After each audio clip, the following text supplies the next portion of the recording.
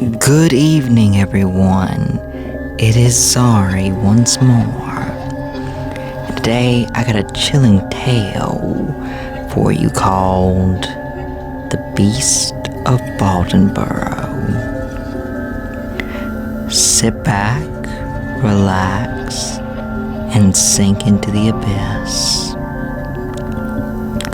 My name is Jake. Me and two friends, Philip and Mary, were off on a trip to Bladenboro for a school trip.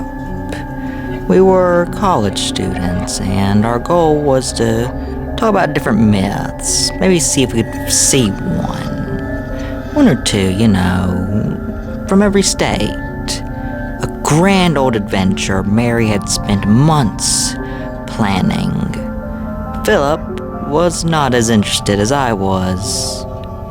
But then again, it's not like he had a crush on Mary like I did. I hung on her every word, and our first stop was Bladenboro, North Carolina. To give some backstory on the Beast, in, I believe it was the 1800s, or sometime in the 19s, there was this creature. It attacked livestock like a cat would, but instead of eating, it would drink the blood. So, we were going to investigate this thing, even though whatever it was would surely be long dead. We pull up to the town and begin asking around. A lot of people don't know much about it, despite it being their urban legend, and it's long since past its prime. And it's hardly a tourist attraction deal.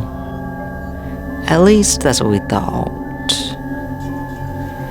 Suddenly, someone was behind Philip. "Hello there," the man had said calmly, cool and collected. We turned around in surprise. We hadn't even seen the man move. It was as if he teleported in. So, I hear you're going after the Beast of Bladenboro. Mary gave a light chuckle. "Yes, sir, we are doing a paper on myths and legends from every state." "Ah. In that case, why don't I show you something none of the other locals will show you?"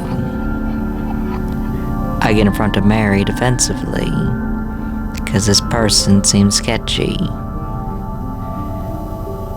"What are you talking about? The truth of the matter is, we all know what happened to the Beast." Mary's eyes widened in glee. "Really? What happened?" "Why don't you come and see?" "I'll give you some time to think it over. Don't worry, I'm not asking to be put in no car or you to get in no car or nothing. I'll be standing by that little thing over there. Come tell me when you make your decision." With that, he walked off. I looked at Mary and told her, "This is a really bad idea." And Phil was like, just shrugged. "I say let's do it." I looked at Philip like he was a fucking idiot. And I guess he was. "Excuse me, are you crazy?" I asked him. "You're just a crazy old coot. And crazy old coots can't have guns. Your point," I replied. "Look, I say we give it a shot. And besides, it's not like we're unarmed." I looked at him like, "What? None of us packed a gun," says you. He then shows that he has a gun. But it's a fucking revolver. I look at him like he's an idiot. "That's a revolver." "Yeah, and I got a conceal and carry permit for this revolver." It's got 6 bullets. Lead's in it, and it's ready if needed. I looked at him like he'd been watching too many damn westerns. But eventually I was like, keep that thing ready if we're doing this. I don't trust him. Mary patted us on our backs and said, oh, come now, you boys being too rough and gruff. Let's just give it a shot. We approached the man and asked him to take us to where he knows. So we follow him. Looking back on it now, I really, really wish we hadn't. He took us into the forest, and it was bright at first. We turned a corner, and it seemed like everything went dark, though. It was hardly time for sunset, so there's no reason for it to have gotten dark so quickly.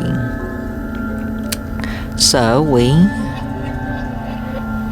get a little nervous. The man says, by the way, if you're gonna flash a gun, you should maybe be more discreet about it. Philip's eyes widened. You saw that, huh? Yeah. I know I'm untrustworthy, given I just kinda spoke to you guys, but like, come on now. Like, yeah. Realistically, you probably shouldn't have come with me. But hey, you win some, you lose some. He was very casual, in a way that set my mood higher. It felt like he was making light of the fact that he was seen as a threat at all. He didn't seem dangerous to us. Little did we know, he wasn't the danger. We come to a clearing, and all we see are carvings of this cat with bat-like wings and saber cat-like teeth. What do you think? He asked. Mary chuckles nervously and says, I think we should go. Go now? But why? The creature is already near. Philip pulls out his gun. Big mistake in hindsight. He played his cards too quick. Hey, you better take several steps back or I'll fucking blow your head off. You hear me? I'll blow it off, he said with shaking hands. He took a couple steps back, hands raised. I'm not the one you need to be pointing that at. He points above, and in that split second, an ethereal bluish-white figure emerges. It looks like a ghost. But it also looked like the symbols all over. A cat-bat-like creature. Horrible fangs and wings. Massive claws. It sank its teeth into the man's neck without a moment's hesitation. The man speaks up as he is being devoured.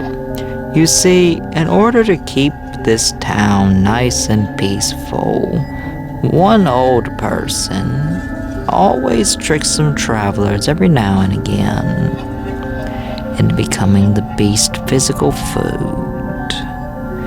But that old person is also sacrificed. You won't find your way home. The man dies, and the creature takes out Philip, takes out Mary, and I run off. The thing finds me. I plead to it. I say, I'll be your next one. I'll bring the next group. I plead. I nice plea to it, saying I'll give it something else. The way it killed them was horrible. Philip fired his gun at it, but to no avail. The beast didn't seem to react. It grabbed his arm, twisted it out of its socket, and in fractions of a second, its jaws ripped into him, devouring him whole. It looked like he was a fat man at an all-you-can-eat buffet, just chowing down on my friend like it was nothing. Mary was too stunned to move, but I was already running. I didn't see how it did her, but I can take assumes. I knew that I couldn't outrun it forever, so when it finally caught up to me, I started asking it, I'll give you new victims, I'll give you new ones. And that spared my life that day. That was 70 years ago, youngsters. And you are now in the same boat I am. Or rather, where I was.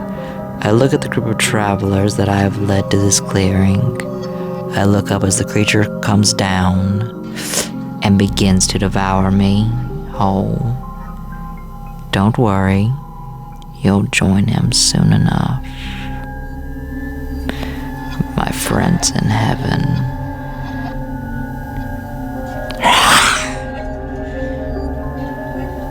Well, that was a chilling tale.